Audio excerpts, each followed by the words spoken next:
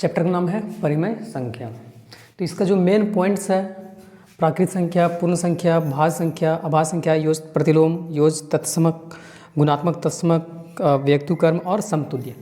ये टॉपिक्स को पहले हम लोग क्लियर कर लेते हैं, उसके बाद एक एक क्वेश्चन सॉल्व करने की कोशिश करेंगे परिमेय संख्या चैप्टर से। तो सबसे पहले देखते हैं प्राकृत संख्या।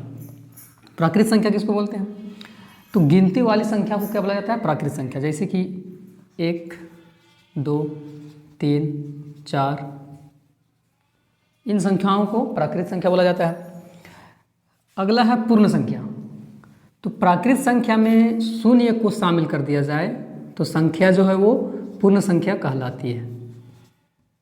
प्राकृत संख्या में अगर हम लोग शून्य को शामिल कर देते हैं तो संख्या क्या बन जाता है? पूर्ण संख्या।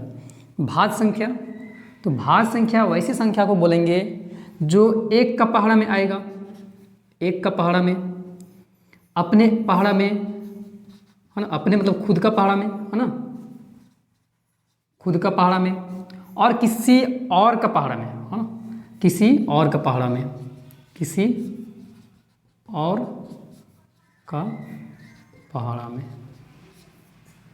एक के पहाड़ा में आएगा, अपने पहाड़ा में आएगा, खुद के पहाड़ा में आएगा, किसी और का पहाड़ा में आएगा, है ना। जैसे उदाहरण 4, 6, 8, 9, 10 वो सारा है। भाज्य संख्या एक के पहाड़ा में आएगा, 4 जो है एक के पहाड़ा में आता है, खुद के पहाड़ा में 4 जो है 4 के पहाड़ा में भी आता है, और किसके पहाड़ा में आता है? तो 2 के पहाड़ा में 4 आता है, 6 एक के पहाड़ा में आता है, 3 के पहाड़ा में आता है, 2 के पहाड़ा में आता है, 6 के पहाड़ा में आता है। मतलब 3 पहाड़ा में वो अगर आ रहा है, 3 पहाड़ा में आ रहा है, एक के पहाड़ा में, खुद के पहाड़ा में और किसी और के पहाड़ा में, तो उस संख्या को हम लोग भाज्य संख्या बोलेंगे। नेक्स्ट आता है अभाज्य संख्या। तो वो एक के पहाड़ा में आएगा और अपने पहाड़ा में आएगा, है ना, अपने पहाड़ा में आएगा, एक के पहाड़ा में आएगा, एक का टेबल में आएगा और अपने टेबल में आएगा। जैसे कि 3 हो गया, 5 हो गया, 7 हो गया, 11 हो गया, ये सब जो है वो अभाज्य संख्या है। नेक्स्ट आता है योज प्रतिलोम। योज प्रतिलोम, तो योज प्रतिलोम का मतलब होता है कि दो संख्याओं, मतलब एक कोई संख्या दिया हुआ है, उसमें हम कितना जोड़ेंगे कि वो उसका आंसर जो आए 0 आए। जैसे कि 5 लिखा हुआ है, तो 5 में हम क्या जोड़ेंगे जो कि ये क्या आ जाए? बराबर यहाँ 0 आ जाए। तो 5 में -5 कर देंगे, हाँ, तो 5 का योज प्रतिलोम क्या हो जाएगा? -5, तब 0 आएगा। उसी तरह से अगर -8 दिया हुआ है तो इसमें हम क्या जोड़ेंगे जो कि 0 आ जाएगा? तो +8 जोड़ देंगे तो क्या आ जाएगा? 0। मतलब क्या? योज प्रतिलोम में जिसका योज प्रतिलोम पूछा जा रहा है उसमें क्या जोड़ा जाए कि वो क्या हो जाए? 0 आंसर आए। तो ये हो जाएगा योज प्रतिलोम। नेक्स्ट आता है योज तत्समक। इसमें क्या है कि कोई ऐसा संख्या जिसको हम जोड़ें घटाएं, जोड़ घटा करने पर किसी प्रकार का उसको मतलब उस संख्या में फर्क नहीं पड़ेगा। जैसे कि 0 है, 0 के अगर हम किसी संख्या में जोड़ भी देते हैं, घटा भी देते हैं, तो संख्या में किसी प्रकार का प्रभाव नहीं पड़ेगा, तो उसको हम लोग क्या बोलेंगे? योज तत्समक। नेक्स्ट आता है गुणात्मक तत्समक। गुणात्मक तत्समक ऐसा संख्या को बोलेंगे जो गुना करने या भाग करने पर किसी प्रकार का फर्क नहीं पड़े। जैसे कि 1 जो है, 1 को किसी भी संख्या के साथ गुना करे, है ना, या भाग करें तो उसको किसी प्रकार का फर्क नहीं पड़ेगा, वो जितना संख्या है उतना का उतना ही रहेगा। नेक्स्ट आता है व्यक्तुकर्म। व्यक्तुकर्म का मतलब क्या होता है कि जो कोई संख्या हम लिखते हैं कि 5/7। अब इसका अगर व्यक्तुकर्म पूछा जा रहा है, व्यक्तुकर्म, तो ये हर वाला चला जाएगा अंश में और अंश वाला आ जाएगा हर में, तो इसका व्यक्तुकर्म क्या हो जाएगा? 7/5। उसी तरह से अगर 5 लिखा हुआ है ना, 5 का व्यक्तुकर्म पूछ रहा है, तो 5 तो यहाँ सिंगल डिजिट है, इसमें बटा में तो कुछ नहीं है, तो इस तरह के डिजिट में हम लोग नंबर में अपने मन से नीचे 1 बैठाते हैं, है ना। अब इसका व्यक्तुकर्म करेंगे उल्टा, तो ये 1 कहाँ चला जाएगा?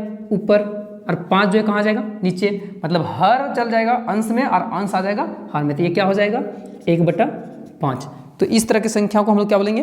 व्यक्तुकर्म। नेक्स्ट आता है समतुल्य। समतुल्य का मतलब होता है कि बराबर, मतलब उसको छोटा रूप करने पर वो बराबर आएगा। जैसे कि एक उदाहरण ले लेते हैं 8/4 और एक और उदाहरण ले लेते हैं 16/8। ये दो उदाहरण लिए हैं।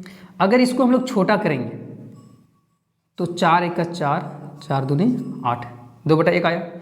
उसी प्रकार ये वाला 8/4 और 16/8 जो है वो क्या है, समतुल्य है। कैसे? देखने में तो अलग अलग लग रहा है, 8/4 लिखा हुआ है, 16/8 लिखा हुआ है, तो ये समतुल्य कैसे है, बराबर कैसे है? तो इसको हम छोटा रूप करेंगे। 4 के पहाड़ा में 4 एक बार में आता है, 8 2 बार में आता है, ये कर दिए। उसी तरह से यहाँ 8 के पहाड़ा में 8 एक बार में आता है और 16 2 बार में आता है। तो ये दोनों का जो आंसर मेरा आया 2/1 2/1, तो ये क्या कहलाएगा, समतुल्य। अब हम लोग क्वेश्चन की ओर चलते हैं, जो JCERT क्लास 8 मैथ एक्सरसाइज 1.2 हम लोग बनाने वाले इस वीडियो में। पहला प्रश्न है कि निम्नलिखित में से प्रत्येक का योज प्रतिलोम लिखना है ना। पहला का योज प्रतिलोम मतलब यहाँ क्या करना है कि कितना जोड़ा जाए, जो संख्या दिया हो उसमें कितना जोड़ा जाए कि आंसर जो है वो 0 आना चाहिए। हाँ, तो 1/3 है, तो 1/3 प्लस में है, अगर हम लोग इसको माइनस में जोड़ते हैं, -1/3 जोड़ते हैं तो 0 आ जाएगा। इसलिए हम लोग बोल सकते हैं 1/3 का जो योज प्रतिलोम जो हो जाएगा वो बराबर -1/3 हो जाएगा। योज प्रतिलोम में यही फंडा है कि मतलब क्या जोड़ दिया जाए कि मतलब ये जो है आंसर इसका 0 आना चाहिए, है ना। क्या जोड़ा जाए कि आंसर क्या हो जाए, 0 हो जाए। तो ये तो हो गया। अब नेक्स्ट आता है बी का। तो बी में क्या है, -5/9 है।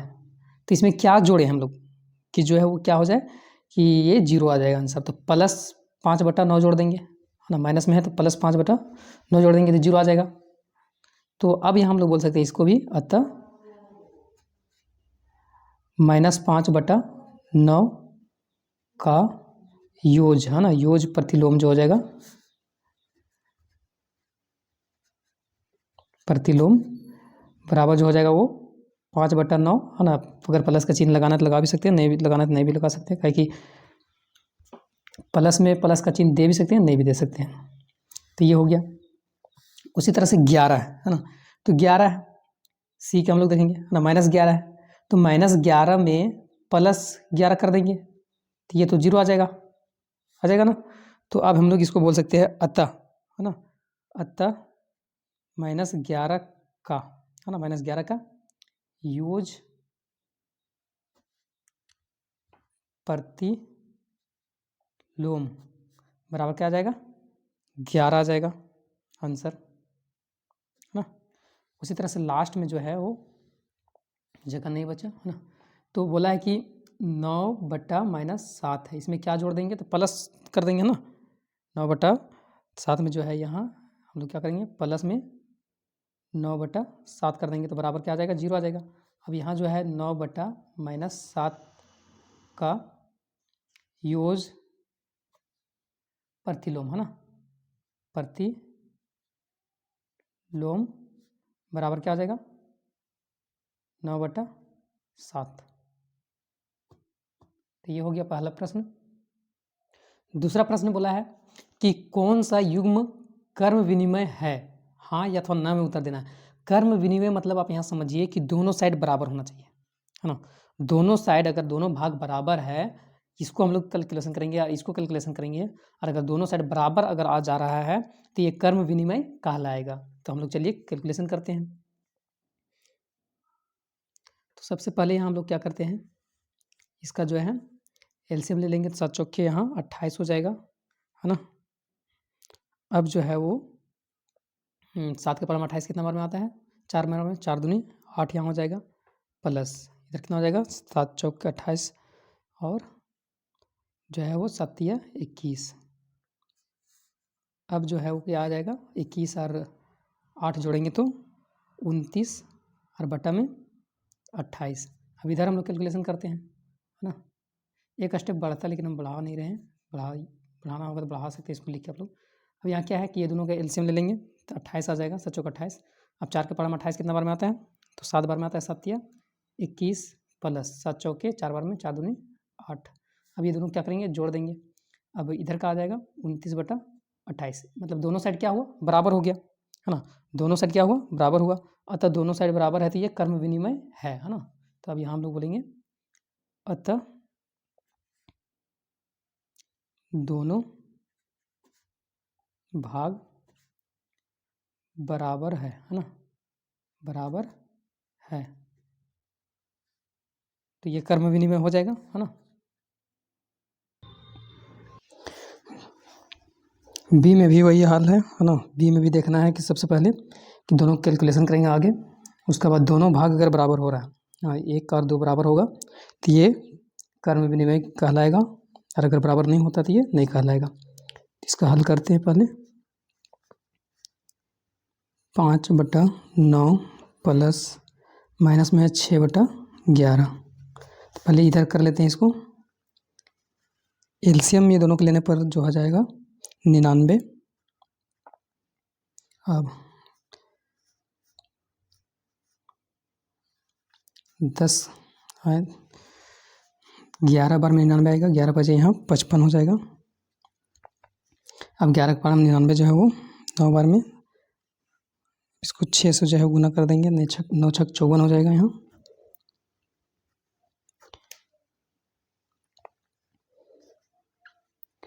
पचपन का 55, उसके बाद प्लस माइनस जो है माइनस हो जाएगा। अब यहाँ 54 कर देंगे, बट्टा में 99 है तो 99 कर देंगे। अब घटाएंगे 55 में से 54 जाएगा तो 1 बचेगा, तो इधर आ गया 1/99। अब ये भाग देखते हैं, इसमें भी 1/99 आ गया तो ये दोनों भाग बराबर हो जाएगा। अब दोनों भाग बराबर होगा तो ये जो है वो कर्म विनिमय गुण कहलाएगा। तो -6/11 है प्लस 5/9, दोनों के एलसीएम ले लेते हैं तो यहाँ 99 आ जा रहा है। अब 11 9 99, अब 9 छक 54 यहाँ हो जाएगा, माइनस में प्लस 11 9 99। अब यहाँ 55 गुना कर देंगे तो 11 5 55 हो जाएगा। अब क्या है कि माइनस में 54 है और प्लस में 55 है। अब घटाएंगे तो 1 यहाँ आएगा, है ना। 55 में से 54 जाएगा तो 1 और बड़ा 55 है तो साइन जो है वो प्लस का लग जाएगा, बटा में 99। तो इसका भी जो है आंसर आया 1/99, मतलब दोनों भाग क्या है बराबर है। तो ये क्या कहलाएगा, कर्म विनिमय गुण है इसमें। तो अतः दोनों भाग बराबर है।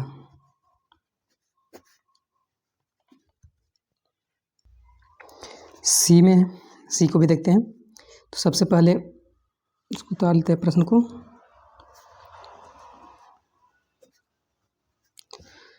एलसीएम ले लेंगे तो एलसीएम आएगा 91, 13 से 91। अब 13 के पढ़ा में 91 जो है वो कितना बार में है, 7 बार में। अब 12 के पढ़ा 7 बार पढ़ेंगे तो 12 7 84 यहाँ हो जाएगा। अब यहाँ माइनस है ना, तो माइनस और माइनस गुना होगा तो यहाँ प्लस हो जाएगा। अब 13 बार में जो है वो 91 है तो 13 5 65 यहाँ हो जाएगा।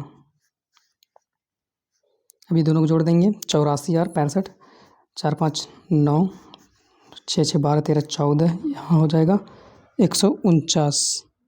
अब बटा में 91। अब इधर देखते हैं कि इधर कितना आता है, -5/7 -12/13। एलसीएम ले लेंगे, 91 आ जाएगा, 13 से 91। अब 7 के पढ़ा में 91 जो है 13 बार में है। अब 13 का पढ़ा जो है 5 बार पढ़ेंगे तो 13 5 65 हो जाएगा, और माइनस है तो माइनस लग जाएगा। अब यहाँ माइनस का माइनस ही रहेगा। अब यहाँ जो है वो 13 के पढ़ा में 91 जो है 7 बार में, अब बार 7 84 यहाँ हो जाएगा। अब इधर जो आंसर आया वो कितना आया, -149 आया, और इधर में जो आया वो प्लस में क्या आया 149 आया। तो ये दोनों साइड बराबर नहीं हुआ, तो ये दोनों साइड बराबर नहीं हुआ तो हम लोग यहाँ लिखेंगे अतः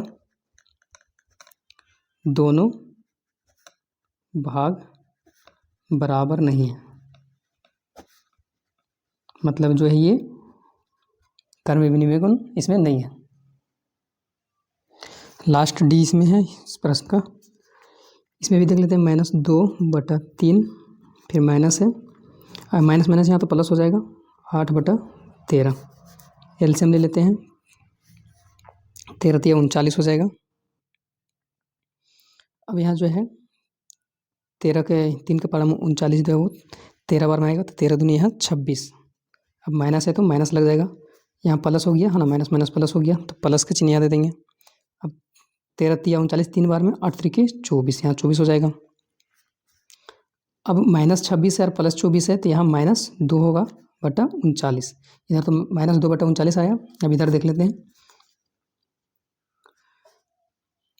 -8 बटा 13 -2 बटा 3। एलसीएम ले लेंगे पहले, तो 13 तिया 39 आया। अब 13 के पारा में 39 3 बार में है, तो 8 त्रिके 24 यहाँ, तो -24 हो जाएगा।